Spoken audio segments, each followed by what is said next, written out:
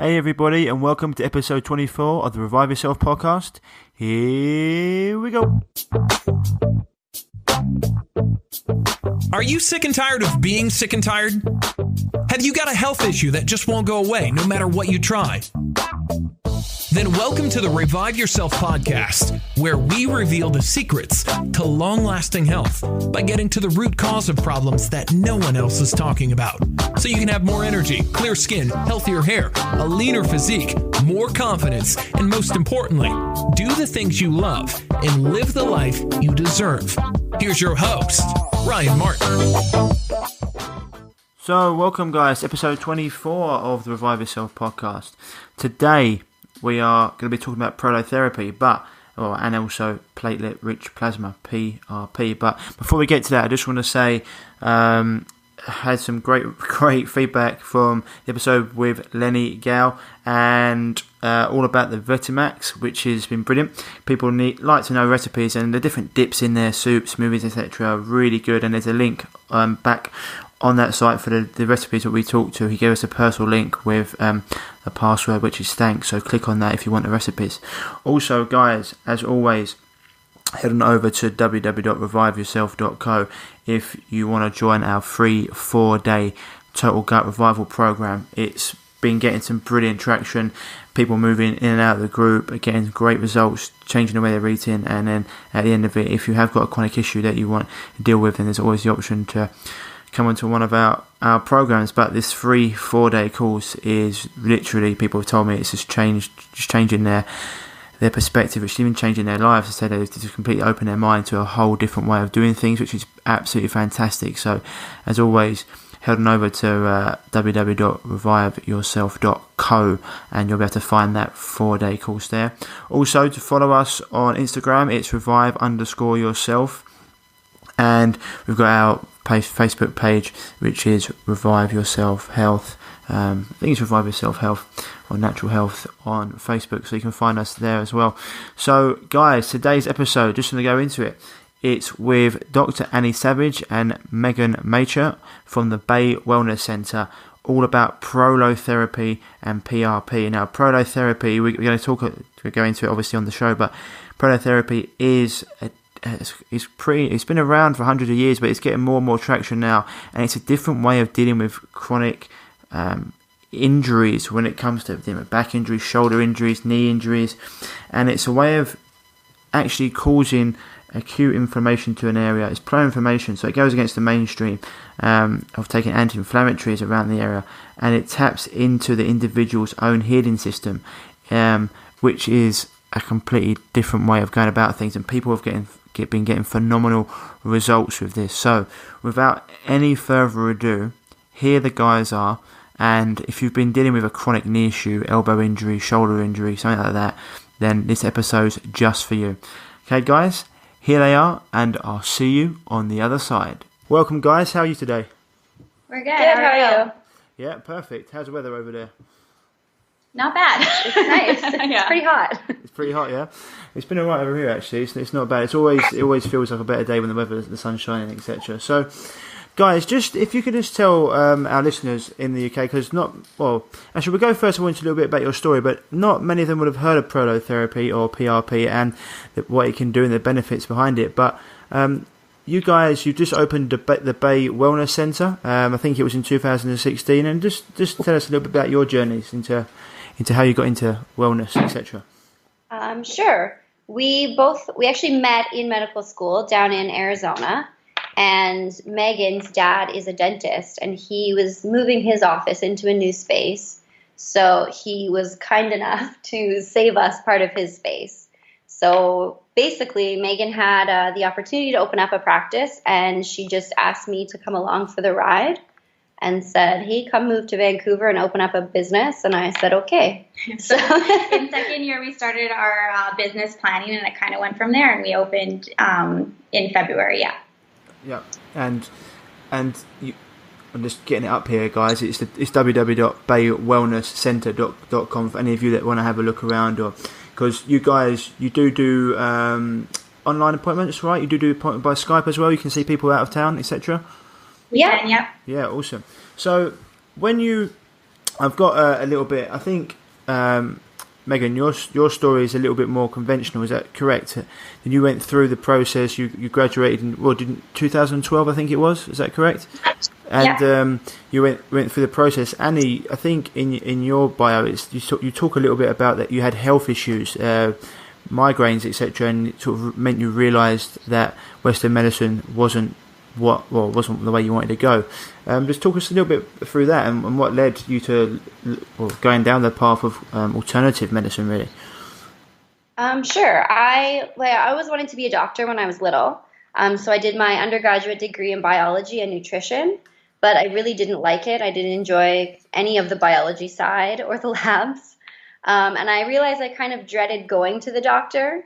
I had persistent migraines, and whenever I went, they just wanted to give me a pill to take every day. And I just didn't like the idea of that. I wanted to know why I was getting headaches in the first place.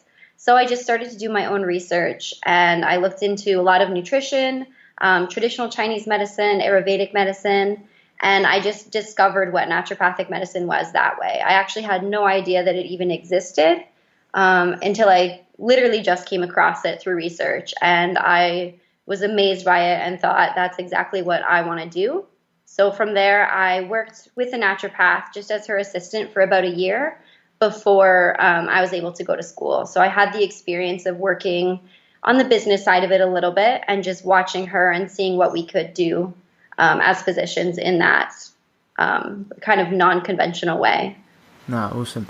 I think when, like a lot of people get into natural health or the alternative side of things, many of them. Have you guys heard Doug Kaufman before? Have you heard of him?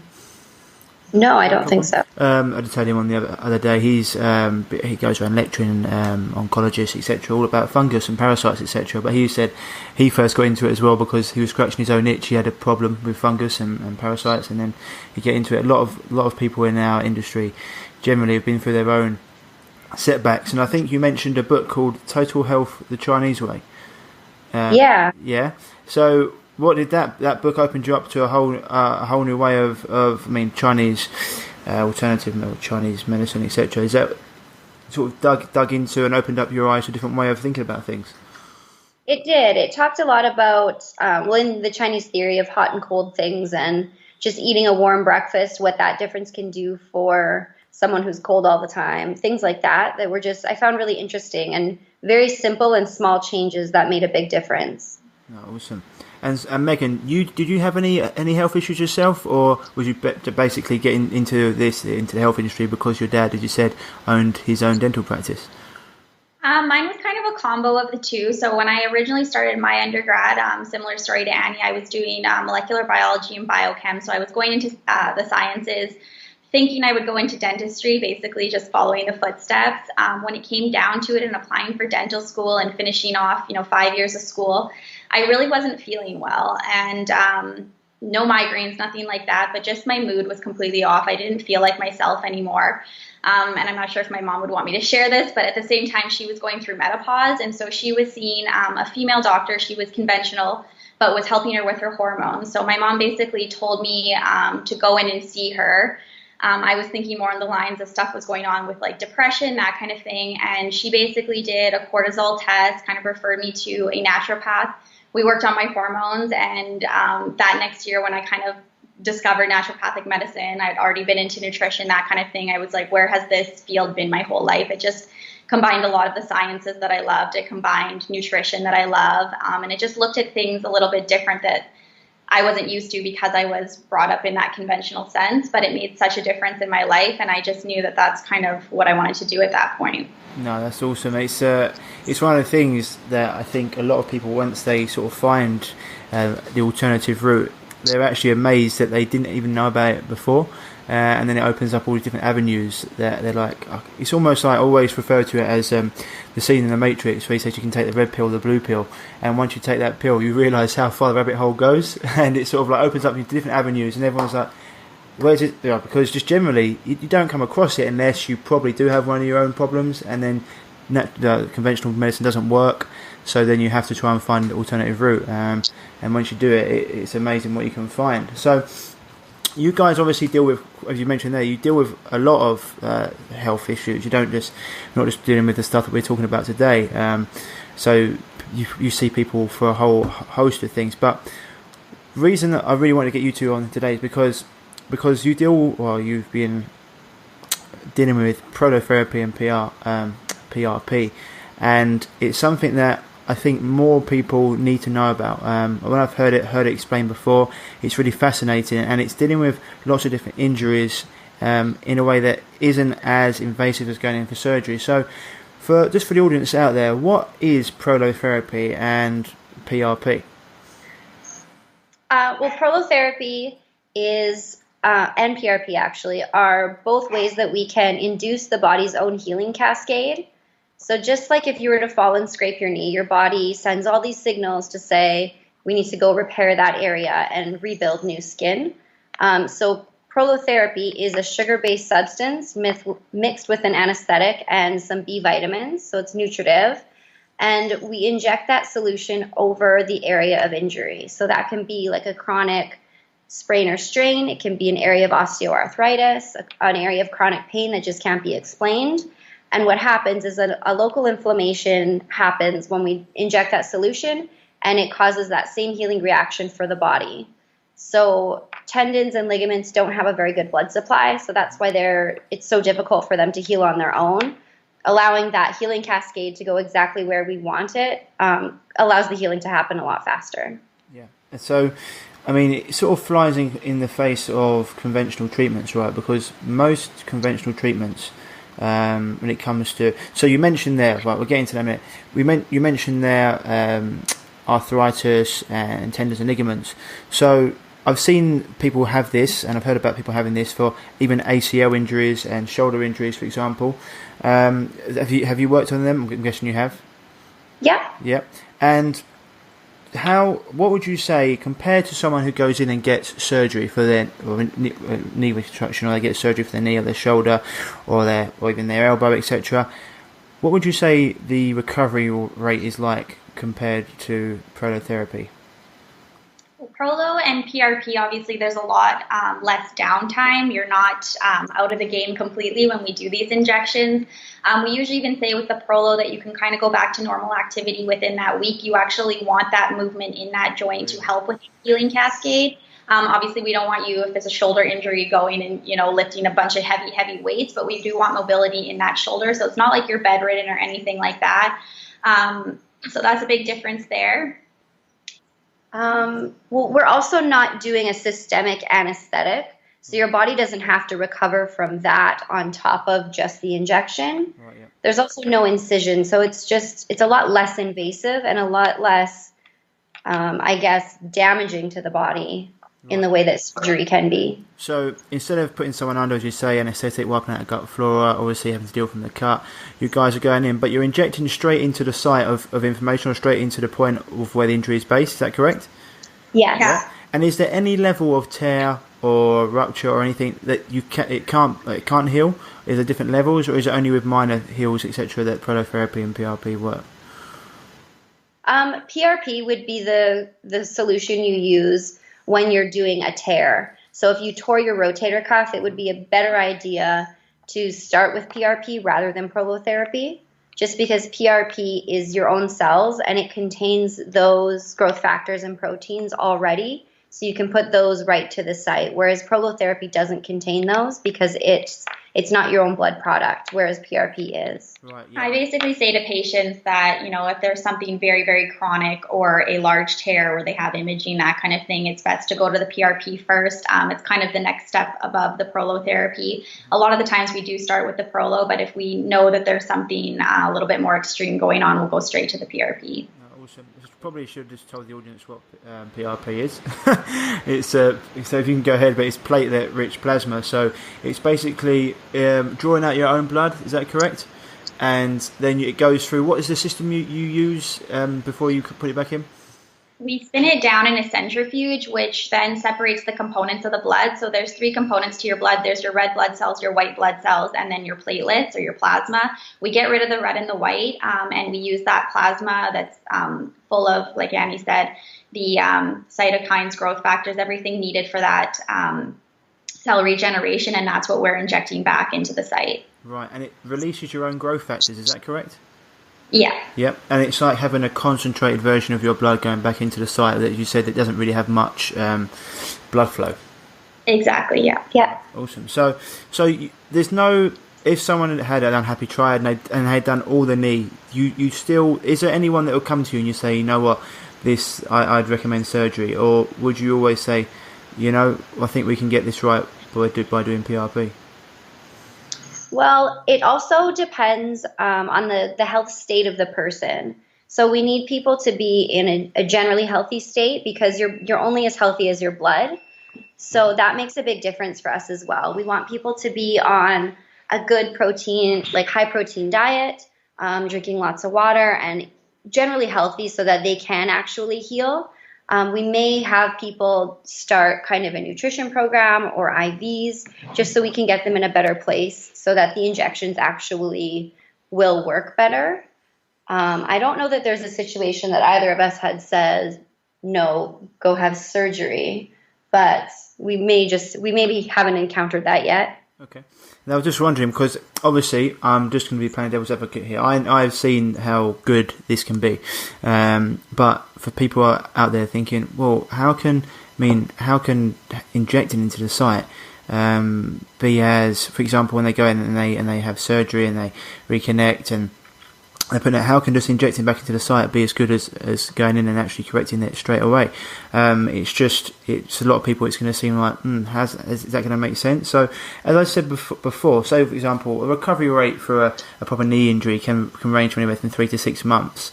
If someone did come in with a really bad shoulder tear or an ACL injury, from the time they come in to the time they get back on the field plan, would it be a similar sort of rate of recovery, or is it less time? What's generally the time scale there? That depends, again, on kind of what's going on. If you're coming in at a fairly acute phase, we can get them feeling really good fast. Mm-hmm. On the other end of the spectrum, if something is more chronic, it takes obviously a few more sessions. It's very dependent on obviously many factors, like Annie mentioned, the health of the person, kind of how extreme the case is, how chronic it is. But in between each session, there's very minimal downtime, if any at all. So, that is obviously where it really differs from surgery. But, we've had people come in with pretty chronic stuff, and a few rounds of prolotherapy can get them feeling perfect again. So it just depends. Other ones need a few more, others need less. So it's hard to put a number on it, just because everybody's body is very different. Yeah, obviously, yeah, individual spectrum. That's great. So is there any risk to prolotherapy or PRP? There are some risks because you are injecting, so there's always a risk of infection when you're injecting anything through the skin. There's less risk for a reaction if you're using PRP because it is your own blood. With prolotherapy, we do want to make sure they have no allergies to any of the anesthetics that are typically used. Those are the main risks. And occasionally you can cause a flare of pain. I don't think either of us have actually seen that in practice yet. But it is possible to actually flare up and cause more pain rather than the healing. And those people are just very sensitive or in very chronic pain state. Right. So when you you mentioned obviously the PRP is your own blood. You mentioned just briefly before, what is in there? Because I have seen and I've researched, and people are using different solutions for prolotherapy. There's the basic one you mentioned is water and sugar solution. Is that correct? Yeah, so it's saline, dextrose, which is your sugar solution. A lot of the times we'll put in B vitamins, nutritives, and then some sort of anesthetic as well. Right, because there are some different solutions going around. I think with like Chinese herbs and etc. Is your one you use is very basic? Is that what you use? That's correct, and we see great results with it. So we haven't played around with it too much. We did a little bit when we were both in clinical practice in school, just because we had our mentors there. But what we use now seems to get the job done, so we kind of just stick with it. Have you ever used it yourselves? Yeah. Both of us. Yeah. Whereabouts? I have a hamstring thing going on currently, so Annie's been treating me for that, and it's doing great things. So it's hard when you're in the scene all the time to kind of motivate yourself to do it, because I don't know, I feel like doctors are usually the worst patients. But as soon as I do it, I'm like, what have I been doing? It's like, obviously we have these tools at our disposal and we know how good they work. So I've done it. I'm a runner, so I have currently I have the hamstring going on, but my first injections was for my hip. I've had a lot of hip issues just from doing long distance, and my hips are perfect now. So. No, awesome. And yourself, Annie? I have a chronic left shoulder injury that flares up occasionally. It's actually been good for the last year or so, so I haven't had it done in a while. But when we learn these injections, we actually do practice on each other in the small group setting that you're learning in. So we've actually both had every joint injected. So we also know what it feels like. I'll just say, like, if you've been through it yourself and you can attest for it working, then that's brilliant. So also, I'm going to go here, because is there any benefit in injecting for preventive rather than for regeneration? I don't think so. We've never learned or heard of using it preventatively for anything. No. As in, so to make the tendons and ligaments stronger, you wouldn't do PRP, for example, just to make sure there's no tear ever occurs? I don't think so. I mean, it's a good question. We haven't come across it. I think there's, it's not covered under the medical system, so there is a price to be paid. So we haven't had anyone come through the door with that. The only one example I can think of is I had one patient who had some stuff going on, and he came in for an injection, and he came back and was like, I don't know what you injected me with that, but it seemed like magic, and I want another one. And I was like, well, are you still feeling pain? And he was like, no, I just want to get ahead of it. And I was like, I mean, it's a sugar-based solution. It's not going to do anything negative in you, so let's go for it. But yeah, so he's kind of the only one who's ever requested that, but most people don't come in. I know that's just medicine in general. We don't get a lot of people coming in unless if something is going wrong, right? So just thinking ahead of the game a little bit for people like athletes, etc., who just don't want to get injured, and they may be thinking, well, we're doing all these things for nutrition, and maybe they're on IVs, etc. They might be thinking, well, let's take away some of the chances of me getting a knee ligament injury or shoulder injury and just go for it. I reckon that could be a thing to come in the future with you guys, because I mean, athletes, especially professional athletes, they're getting paid so much money. Any time off the field, etc., it just takes a lot out of them, especially mentally. So anything that you can give them that's going to, they think they're bulletproof. I know, you know what athletes are like. It could be something that happens in the future. So you talked about it before. You actually mentioned that when you're injecting in the site, it's given a pro-inflammation response, correct? Yeah. Right. So this is just me trying to explain this for myself, because I'm obviously not as clever as a doctor, and for the audience out there. For everything else, when everyone gets an injury, if they get an acute injury, especially if they damage their shoulder, they twist their knee, their ankle, etc., everyone goes, well, you've got to ice that, you've got to get the inflammation down. They're then given anti-inflammatories, and if you're go to the doctor, they're even giving you steroids. And steroids are they're neurotoxic, so they actually destroy tissues. So I mean, go for it if you want, not in my opinion. But so all the conventional method is anti-inflammatory, whereas this is pro-inflammatory. So it goes against the mainstream. So can you just explain how that works, or why it works? Yeah, so things like steroids, that kind of thing that inhibit the inflammation. The issue with that is, like you said, it does destroy tissue, but also your body is able to adapt to that. And so what we find is a lot of people will start with cortisol shots, and they work for a couple months, and then after a while they don't get any relief from them. Whereas what we're doing is actually repairing that tissue. So when you're using the Prolotherapy, when you're using the PRP solution, we're creating that localized inflammation, basically to create regrowth of that tissue. So your tendons and ligaments, like Annie mentioned before, have really poor blood supply. They can heal on their own, but we all know when we get those sprains and strains, it takes a really long time. And that's just because you can't get those growth factors as quick as you need to get there for that healing cascade, whereas we're injecting them right into that side. So it just speeds things up. It repairs those micro tears, that stretching. A lot of chronic pain comes from basically that instability of the joint when that tendon is not at its full capacity. So the muscles around it kind of have to compensate. So when people have shoulder pain or knee pain and they're feeling it, in their muscles, it's really at the level of that ligament. So as soon as we can heal up that ligament and tighten that infrastructure of that joint, it takes a lot of the pain off of the site of the muscles and the grinding of those joints and that kind of thing. Right. So if someone was to get injured, doing whatever it is, maybe twist a knee, ankle, whatever they do, tear a knee, would you tell them to take anti-inflammatories to start with, or would you say that we don't want that to be in your body, we want to go with the pro-inflammation method? What is your general protocol from injury through to treatment? Well, we don't want to cause more inflammation when they're in that healing phase already. So we wouldn't do the injections right away.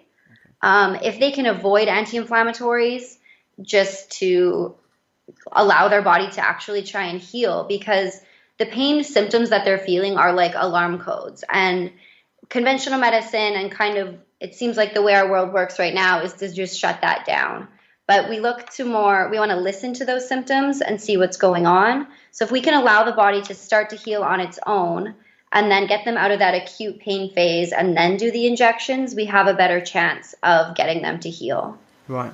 So for example, when we talk about inflammation and it's chronic, that's very different. You want to get chronic inflammation down, but when it's acute, you don't actually mind that acute inflammation. You feel like the body's actually trying to heal itself there.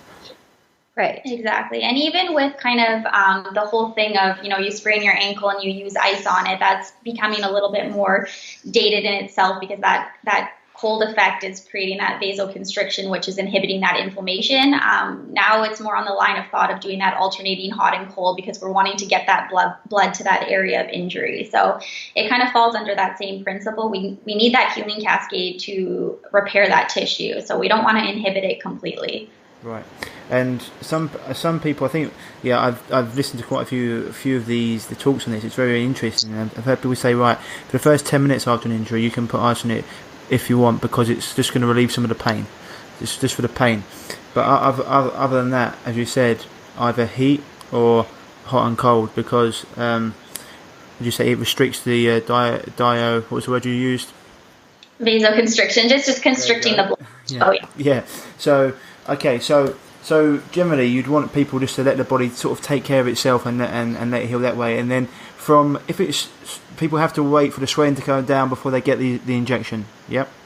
Yeah. Okay. So there would be so it has to be, generally that's about, it can be anything from 3 to 5 days if you get quite a bad anything that you can tell people to do to reduce that swelling naturally. So they can say someone had got injured and they were like, well, I really want to get this done. I don't really want to have to wait the 4 or 5 days. Is there anything naturally people can be doing to reduce that inflammation? Yeah, they can. So if it's an ankle, they can elevate it so that the blood is going back to their heart. And then, as Megan said, doing the hot and cold alternating acts like a pump, so the blood goes in and out faster. That will reduce the swelling as well. You can do kind of tensor bands that will force it to go down a little bit. And there's also flossing of the joint. So just basic small movements are actually good for it to, again, keep that blood moving. Oh, awesome. Just like tensing sort of thing? Tense on. And obviously, if guys are looking at anti-inflammatory diet, for example, or if you go on anti-inflammatory diet, it's going to really help you take that, obviously, chronic inflammation down. Sort of superfoods, anything like that, is going to be effective. I think natural anti-inflammatories, things like fish oils, blueberries, greens, chlorophyll, etc. But so, Megan, you mentioned that you actually, once you get the injection, you actually want to start getting some movement in and around that joint or around that part of the body.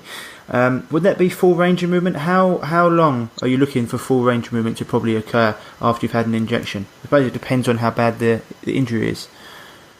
Exactly. Like after I do the injections, I always send my patients home with basically some pretty basic stretches and strengthening movements. I use that in conjunction with my injections, or if they're seeing a physiotherapist at the same time. I just feel like it makes things move along quite a bit faster. You don't want to be holding that joint stable. Like Annie said, even when it's an acute sprain or strain, that mobility really helps with the blood flow. So you want to be keeping that joint in motion. You want to help that inflammation. Again, you don't want to be doing anything too extreme. I don't want to be injecting your hip and you running a marathon the next day, but we do want some range of motion. We do want some strengthening activities. And again, that's just when it's paired with the injections, it just moves things along faster. And how many, for example, if someone comes to see you and it depends on what they needed, if it was prolotherapy, you said it's a little bit less of an injury, PRP, if it's a bit more severe, a bit more serious. How long are the courses for this? I mean, do things generally, is it done in 2 weeks? Is it a 6-week course, or does it all depend on the severity of the injury?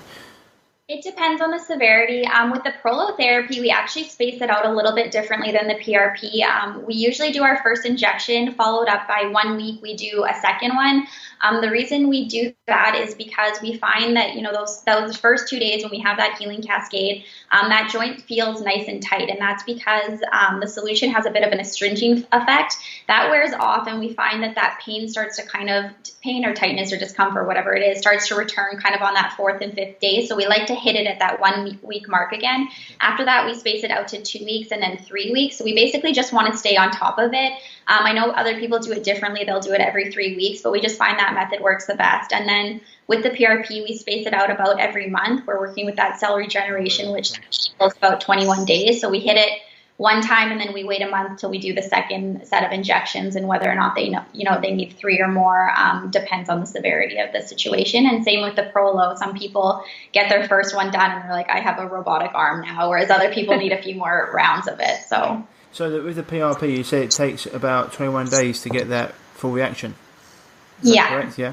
So that's just putting obviously the plasma in it. So it takes that long for the body to actually get need the next influx. But during that time, when people come to see you, or people see you online, or whatever it is, you give them, obviously you mentioned you give them exercises to go away. But during that time, if it's 21 days, it's quite a long period. Would they be able to slowly build up the exercises they're doing? Would they get more intense, or would you just say, right, during this first 21 day period, for example, we're going to relax a little bit and just let your body take care of itself? I usually kind of say for about, at least the first few days, up to a week, don't be going back to your full strength capacity, that kind of thing. But after that, yeah, it's fair game. There's really very minimal downtime. And the other thing is we work a lot with athletes. It's hard to get them to stop completely. So I try to be realistic with that kind of stuff as well. Yeah. Would they be wearing things like knee braces, shoulder braces, things like that? Or would you just let the body go? Let the body go. Yeah, like I said. Yeah, mobility. Yeah, if it's using forever, then stick with your routine. We don't want to do anything crazy or extremely different, but like we said before, that mobility definitely helps with it. Yeah, just because if you see, for example, an athlete, generally they'll get a surgery or anything they've had, they've been in a sling, or they might be in a knee brace for quite a while. They're not really meant to move it. It's meant to stay pretty straight. Where everything takes care of itself or heals. So in this example, you'd be looking for them actually to try and put weight on it, try and keep the muscles quite tensing on and off, just to get that movement around. Is that correct? Yeah. Because it's a very different way of going about things, as you can imagine. People will be thinking, well, if I've got a tear in there, and then they've injected me with these solutions, but will my ligament be strong enough to actually hold myself up? Am I going to risk damaging myself further? Yeah, it's the body can just heal itself. As it's kind of amazing. There's some statistic that people over 80 or 85% of them have a rotator cuff tear and they've never noticed. So it's interesting that what you can live with and what your body can sustain, that goes for knee injuries as well. Unless you're an elite athlete, you can walk around with an ACL tear pretty fine. You won't be in pain after about 3 weeks. Your body just adapts to it. Right, really? Okay. And you can walk around on it, but if you were to play sport on it, then I'd say you'd be risking yourself even further.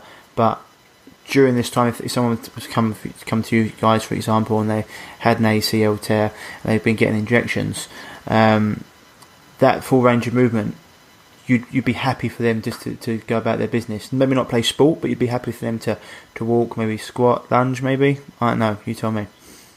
Yeah, so we obviously you don't want to be pushing yourself too hard. We're not trying to re-injure yourself, and I think that can sometimes be a lot of the issue with athletes is they don't necessarily take the time off that's necessary. Everything is within reason. Like I said, we don't want you going absolutely insane with what you're doing. We are still trying to support the body in that healing cascade, but there's definitely no downtime in that you have to completely stay away from the things that you enjoy doing. Yeah, well, I'm also thinking just for the weekend warriors out there and just people that are playing normal sport, right? Like if someone goes and they injure their shoulder playing sport or their knee or hip or whatever it is, ankle, and they go to the doctors and they say they need surgery, for example, they've got to be in a sling or a cast or whatever it is for however long, that then affects their work as well. Whereas the example you're telling us and what you're giving us is, well, you don't need to have that. You can have these injections. You can still use your shoulder, your arm, etc. Maybe not to the full extent of playing sport at the moment, but you will later on. But it's going to mean they can perform all their daily tasks without being on crutches and without being in a boot, for example. And that must be pretty good news to your patients. Exactly. Yeah. Yeah, and so that's another thing, guys. If I was to look into this. Look into Prolotherapy and PRP, because it's just going to mean that you're going to be able to go about your daily life without the restrictions of, I mean, anyone who's had knee injury, I have, and gone through it, and ankle injury, shoulder injury, you have to wear a sling. It can be extremely, not just debilitating in terms of your daily life, but then you've got, even showering, washing can be a right nightmare. So anything it takes away that is going to be great. Guys, have you ever used Ozone in any of your cocktails? Or do you ever use Ozone? We would use it. We haven't used it in our office. Our mentors did use it, though, so we've seen it used quite a bit. It's another certification that we just, we're new in practice. We just haven't got around to it. Our one mentor we've had since first year, he uses it and loves it, and it's definitely an area that we're going to get into eventually. We're just not quite there yet. Okay, no worries. And I was also going to mention, as one of the topic, or like from that sort of thing, you might have the same answer, and that was stem cell injections. You ever heard or used them? We have heard of them, and we have not used them. Same thing. There's some restrictions up in Canada on them. I know in the States it was more in our scope of practice. So it's something that was coming to Canada and then got kind of halted on. So we don't exactly know where they stand on it at this point, which is why we haven't started looking into the certification for that one as well. But I've heard great things about that as well. Yeah, can you just so the audience know, just so if they hear about it, what is the theory behind stem cell injections? So it's similar to the PRP, except for you're actually using those stem cells as your injection. So again, it's creating that healing cascade. So I don't know if it's a step above PRP. I'm not sure where it falls on the spectrum, but it's just another route to go. No, awesome, because it's weird that they would allow PRP and then not stem cell injections and things like that. Because people, I mean, how long have you guys been given prolotherapy and PRP injections, for example? How have we been given them? How long have you been working? I mean, I know you said 2016, but don't know how many years before that you practiced giving them. How long was that? I think we started doing them in second year of medical school. So since 2013 or 14. Okay, because a lot of people wouldn't have really even heard about them, but they've been around. Prolotherapy's been around for 100 years, correct? Yeah, been around for a while. It's been around for a long time. So why do you think it's not been mainstream? Why do you think it's been sort of kept under the surface? I think it's probably more to do with the fact that it's kind of under the scope of naturopathic medicine at that point, which in general is obviously not as mainstream as your conventional medicine. So people just don't know about it. And I would say that we're gaining a lot of momentum. I think Annie and I graduated at the perfect time because this field is growing so quickly. But I think it's just that it's not talked about enough. Everyone goes, I just feel like there's a massive gap in the pain management spectrum, going from, icing your foot to all of a sudden surgery. There really just isn't that bridge that people know about, which in my mind is the Prolotherapy and PRP. It's not talked about enough. Yeah, I mean, I know when I mention it, people look at me like I'm an alien. Yeah, we kind of get that reaction as well. Yeah, but if you get the reaction, you work at it. So I'm like, I was just talking to my my friend, and I was like, yeah, I've got interviewed these two doctors from Canada, and we're going to be talking about prolotherapy. And he's like, I said, it'd be really interesting for you because he's got a shoulder injury. He's like, what's that? And I was just, and he's looked at me like I was, when I was trying to explain to him, he looked at me like I was nuts. And I was like, yeah, that's generally the reaction I get. But I said, look into it. It's really interesting, and listen to the interview, because I think it's something that a lot more people need to be made aware of. I think it's very similar to a lot of, you say you give your guys diets as well. If they come into you, need them to be eating well before you do these sort of things. It's the same with a lot of natural health sort of principles. You need people to be healthy internally anyway. I mean, people that come to you that are generally quite healthy, you're going to see them heal probably quicker than others. Would that be fair to say? Yeah, it's very fair. Definitely. Yeah, and would they probably be less prone to getting injured? Yeah, of course. We always say you're only as good as your blood. I mean, that's the main solution flowing through your body. It's part of every single mechanism that's going on. So you need to really have that foundation for basically everything in your body. Yeah. That's awesome. So guys, I mean, if it's something you definitely want to look into, anyone who's out there with any sort of chronic injuries or acute injuries as well, and they've been going on for time, they don't want to get surgery, I think this is something that people need to look into, and it's something that needs to be talked about far more. So I want to get you guys on the show, because it's just really not talked about that much at all, and I think a lot of people, this would be completely new to, I'd say, 99.9% of the people in the UK. I don't know anyone who's had prolotherapy, and if anything happened to me, it'll be the first port of call that I'd go to right now. I wouldn't be looking at any surgery. I mean, last time I actually had a knee injury, I didn't take any painkillers or anything. I was just very stubborn about it. I was like, no, I'm not doing it, and I just sort of rehabbed myself naturally. I didn't take anything, very much like you said. Didn't go and get any. It was quite bad actually. It was swollen up. I was out of action for about 8 weeks, but it took time, and it hurt to begin with, but I got through it completely naturally, rather than just rushing off, taking loads of painkillers. And I 100%.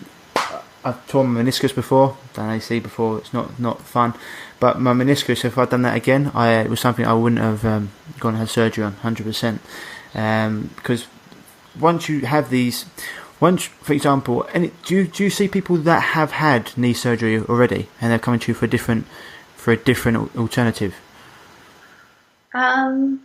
Yes. Yeah, in school I did. I had quite a few patients that were like that. Did you have any? I don't think I've seen that yet. I've had people kind of ask if that's the route that they should go. And I always say, let's try this first, because we mentioned before, there's very few downsides to it. So it's not going to hurt to just try. So that's usually my line of thought. And I think people want to avoid surgery. So if they can, they're going to give it a shot at the very least. Yeah, and that's what I'd say, guys. At the end of the day, this is something that you said, the only downside you said, Annie, was you might get an infection for a needle, but you might get an infection if you're in the operating theatre, right? And you're being cut open. It's a lot more. Yeah. There's a lot more chance of you probably getting an infection there, and also you don't get your whole gut flora wiped out with anaesthetic, and hopefully you don't have to be, or you won't be in a boot or a cast. So, I mean, anything else you guys would like to add about prolotherapy, PRP injections for the audience out there? I don't think so. I think we covered a lot today. Yeah, we did cover a lot. Yeah, no, that's awesome, guys. So, just want to say, so anyone who wants to get in contact with you guys, is your website the best place to go? Yeah, it is. Yeah. Yeah, so that's baywellnesscentre.com, correct? Yeah. Centers RE. Sometimes people get confused with that. Maybe not in the UK, but definitely in the States they do. Yeah. So centre.com. Yeah. Baywellnesscentre.com. And you've got an Instagram page as well. What is the handle for that? Bay Wellness ND. Bay Wellness ND. And guys can find you on Facebook as well, correct? Yeah. And that's the same. Bay Wellness. ND. Brilliant. Well, guys, thanks a lot for coming on. As always, any questions we've got, send them in to me and I can get them over to the girls and they can probably answer them. But if you do want to find out more, head on over to www.baywellnesscentre.com and all the questions will be answered there. But thanks very much for coming on, guys. It's a real pleasure to talk to you. Thank you. Thank you. So guys, that was episode 24 with the girls from the Bay Wellness Centre. And as I said before, you can head on over to baywellnesscentre.com and find all about them and what they offer. And they, as I said before, they can, if you're looking for not just Prolotherapy or PRP, they can help with all sorts of issues. They got a good website there, and they've got a really good thing. And I can tell you this area of Prolotherapy and PRP is going to get more and more traction as it goes on. I know that athletes are now talking about it, even Joe Rogan on his podcast talking about it, especially with these MMA fighters and different athletes are using it because it doesn't require major surgery. It doesn't require you to be out for months and months. And you're actually affecting the site of the injury, and tapping into your own, as I said before, your individual healing system. It's like rebooting your internal computer, and you're releasing your own growth factors. And I'm guessing you guys have learned a lot from that episode because not many people are talking about this. It's something that needs more and more exposure because it's a great way of healing the body and just getting the body to do its own work rather than going in there obviously incising, cutting, lots of inflammation, taking anaesthetic which wipes out your gut flora and causes a whole host of issues. But it's another great way of dealing with these issues and injuries. And also, as I said before, if you're looking at whole wellness and whole health, then people don't want to be going under anaesthetic really, as much as you can avoid that hopefully will just be for life-saving injuries or etc. But the more you can avoid it, the better, in my opinion. So something like PRP and Prolotherapy, and then you're even looking at stem cells, which is what we're going to get into. The more we find out about that, we'll get an interview on that, and we'll really dive into that because that's the next big thing. But guys, it was a great interview. I mean, I hope any questions you've got, send them over to the girls or send them to me, and we can have a little chat, and we'll just answer them for you. But it really did hopefully open your eyes, or even open you up to just a completely new area of healing and health, especially when it comes to acute injuries like that. Otherwise, guys, next week we have got a great interview with Dr. Deborah Davis all about mobile, or the truth behind mobile radiation and wireless Wi-Fi, and the scary truth about that and how it's affecting the human body and what it's causing. As always, guys, as I said before in the episode, if you've got any chronic issue and you're dealing with gut issues, skin issues, adrenal problems, thyroid issues, whatever it is, then head on over to www.reviveyourself.co and get involved in our free 4-day mini course. It's just going to teach you everything you need to know to get over your problems, why you've got them, and what you can do about them. And then at the end, if you feel like you need a bit more help, then we're here for you. But it's a free 4-day course. People are getting great results from it, and we're getting great reviews from it. So that's there. Also, the store's coming very soon, where I'll be having lots of stuff on the site which we recommend. Once again, I wouldn't ever tell you guys to take anything that I wouldn't take myself or give to my family. Everything I will be promoting will be of the highest quality and stuff that I take myself. No synthetic toxic rubbish here. This is just the best on the planet. It's what we do. Can't be losing any integrity over that. And also, just want to say you can find us on Instagram at revive_yourself.co, which we always have lots of little memes going on and just different messages out for the day.